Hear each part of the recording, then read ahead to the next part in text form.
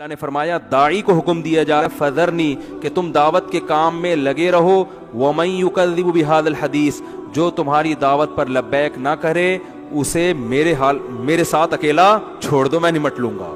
کیا زبردست داعی کو حوصلہ افزائی کی جا رہی ہے۔ یہ جو کرتے ہیں نا دعوت کا کام یونیورسٹیوں میں اور ڈیبیٹ کرتے ہیں باطل لوگوں سے، ان کو پتہ چلتا ہے کہ کتنی انسان ٹینشن میں آتا ہے۔ تو اللہ کی طرف سے بڑی تسلی ہے کہ میں تمہارے ساتھ ہوں، میں تمہارے ساتھ ہوں، اس سے میں خود ہی نمٹوں گا۔ اور اس کی ترقی دیکھ کر متاثر نہ ہو، سنستدرجہم من حیث لا یعلمون، ان کو پتہ بھی نہیں چلے گا، میں دنیا کی نعمتیں بڑھاتا چلا جاؤں گا۔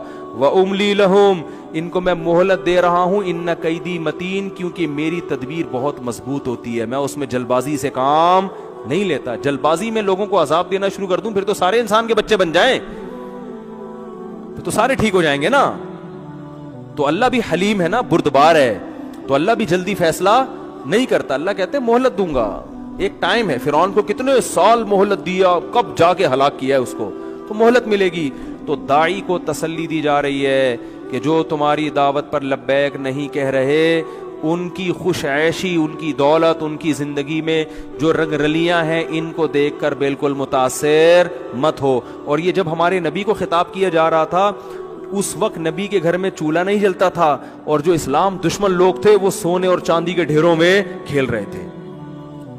تو اللہ فرماتے ہیں اس چیز سے بالکل متاثر ہونے کی ضرورت نہیں ہے، رزق میرے ہاتھ میں، جس کو چاہتا ہوں بڑھا دیتا ہوں، جس کو چاہتا ہوں کم کر دیتا ہوں۔ اور ہمارے ہاں جو بیچارہ دیندار ہے وہ یہی دیکھ دیکھ کے کہ یار میں تو نماز بھی پڑھتا ہوں، میں تو روزہ بھی رکھتا ہوں، میں نے تو تبلیغ میں چلے بھی لگا لیے، پیسے ہی نہیں آ رہے میرے پاس۔